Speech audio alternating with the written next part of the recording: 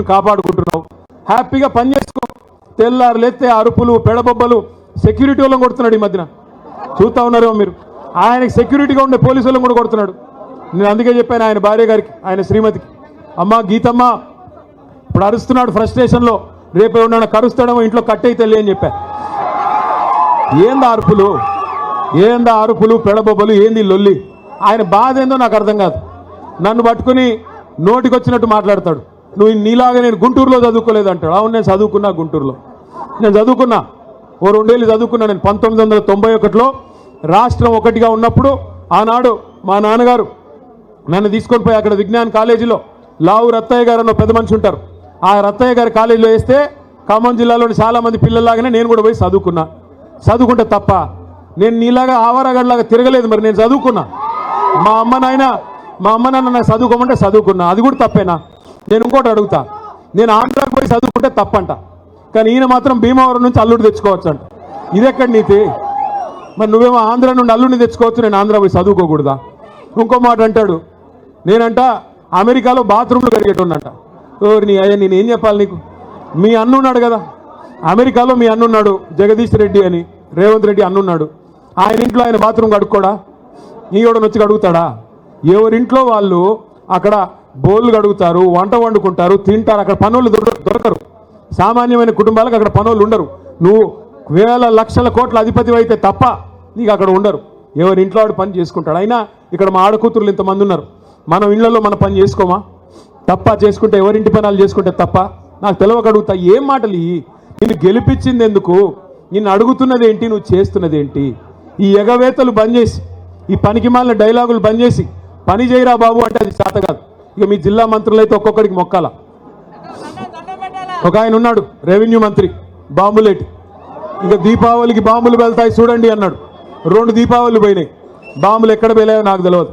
ఈయన గారు పోయి మాత్రం అదాని కాళ్ళు పట్టుకొని, మోడీ కాళ్ళు పట్టుకొని, ఆయన ఇంటి మీద ఈడీ రేడ్ అయితే మాత్రం కాళ్ళు పట్టుకొని మీ బీజేపీలో చేరుతాను, దండం పెడతాను, నా మీద కేసు పెట్టకండి అని చెప్పి సిగ్గు లేకుండా బీజేపీకి మోకరిల్లి ఇవాళ కేసు మాఫీ చేయించుకుంటా ఉన్నాడు. ఇక ఇక్కడ ఖమ్మంలో ఇంకో మంత్రి గారు, ఆయన మన కార్పొరేటర్లు ఇల్లు బిజీగా తిరుగుతూ ఉన్నాడు. కార్పొరేటర్ల ఇంటి చుట్టూ తిరుగుతూ ఇవాళ నేను ఇక్కడికి వస్తున్నా అంటే ఒక 3 కార్పొరేటర్లు వేసుకొని పోయి రేవంత్ రెడ్డి కాడ కూర్చోబెట్టిండట. ఒకటి మాత్రం నేను పక్కాగా చెప్తున్నా, మంత్రి గారు, ప్రజలు అనుకుంటే మీరు ఎంతమందిని ఎత్తుకొని పోయినా నువ్వు పీకేదేమి ఉండదు. ప్రజలు అనుకుంటే పెద్ద వాళ్ళని ఇంటికి పంపించారు, నువ్వు ఎంతమంది నన్ను ఎత్తుకొని పో, పర్లేదు, బంగారం లాంటి కొత్త వాళ్ళని తయారు చేసుకుంటాం, కొత్త యువతకి అవకాశం ఇవ్వాలని చెప్పి కూడా నేను పువ్వాడ అజయ్ గారిని కోరుతా ఉన్నా. కొత్త వాళ్ళకి అవకాశం ఇవ్వండి. బంగారం లాంటి నాయకులు ఉన్నారు, మనకి చాకులు లాంటి పిల్లలు ఉన్నారు, అవకాశం ఇవ్వండి. వాళ్ళే మరి కొత్త నాయకులుగా ఉద్భవిస్తారు. వాళ్ళని ముఖ్యమంత్రి గారితో మీకు రాజకీయపరమైన మీ పార్టీని బతికించుకోవడానికి ప్రభుత్వం మీద మా మీద ఏదో లేనిపోని నిందలేసి బదనాం చేస్తున్నాం. ఓకే, మేము అది కొంత అపోజిషన్ పార్టీ, మీరు కూడా మీ ఉనికి మీ కార్యకర్తలు బతకాలి కాబట్టి మీరు మాట్లాడతారు. కానీ కాంగ్రెస్ పార్టీ కూగటి వేలతో పెగిలిస్తాం. నీ వయసు ఎంత? కాంగ్రెస్ పార్టీ ముందు నీ వయసు ఎంత? కాంగ్రెస్ పార్టీ ముందు నీ శక్తి ఎంత? రాజకీయంగా కాంగ్రెస్ పార్టీ వ్యూహాల ముందు నీ ఆలోచన ఎంత? కాంగ్రెస్ పార్టీ వయసు 140 సంవత్సరాలు, నీ వయసు 50, 52, 53 నీ వయసు. అంటే నువ్వు కాంగ్రెస్ పార్టీ 140 ఏళ్ళ వయసు ముందు నీది పావు వంతు వయసు నీది. కాంగ్రెస్ పార్టీ అనుభవము, కాంగ్రెస్ పార్టీ యొక్క త్యాగము, కాంగ్రెస్ పార్టీ యొక్క ప్రజల మేలు కోరే పార్టీ ముందు నీ వయసు చాలా చిన్నది. కేటీఆర్ కూకటి వేళ్లతో పిగిలిచ్చేంత శక్తి నీకు ఎక్కడిది?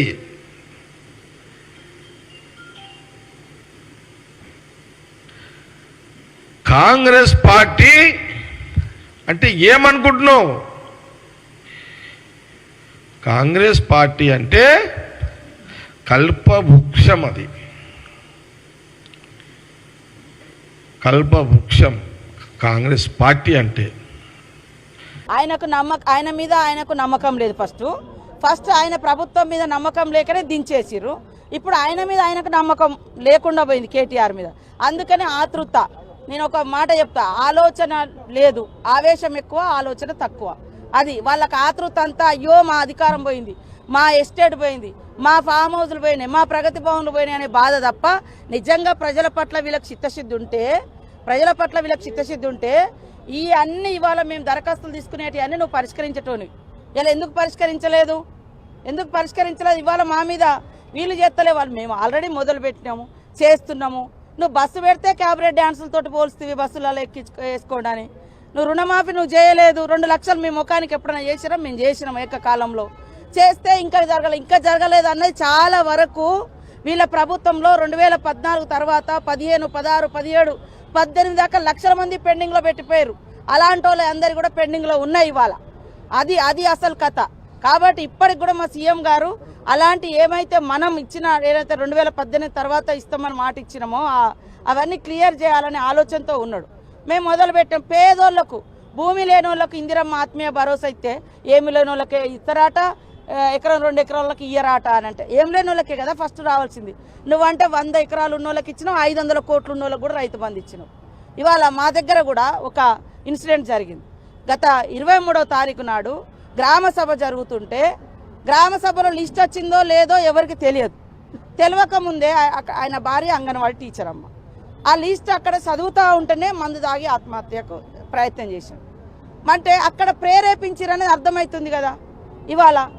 అంటే అప్పుడేమో ఉద్యమ కాలంలోనేమో ఉద్యమం పేరు మీద పాపం ఇతరులను రెచ్చగొట్టి వాళ్ళ చావుల మీద మీరు పదవులు పొందిరు. ఇప్పుడు అధికారం లేదు కాబట్టి మళ్ళా నువ్వు 10 ఏళ్ళ అధికారంలో ఉన్నావు, మరి ఎందుకు ఇల్లులు ఇవ్వలేదు? ఇవ్వాల్సి ఉంటే ఇవాళ ఆ పరిస్థితి వచ్చేది కాదు కదా. లిస్టు చదువుతుంటేనే ఆత్మహత్యకు ప్రేరేపించారు. ఆ ప్రేరేపించిన వాళ్ళని కూడా ఖచ్చితంగా వదిలిపెట్టాం. చనిపోయిన కుటుంబానికి మేము ఖచ్చితంగా అండగా ఉంటున్నాం. ఆయన భార్యకు నేను ఎమ్మెల్యేగా ఉన్నప్పుడు ఉద్యోగం ఇప్పించిన.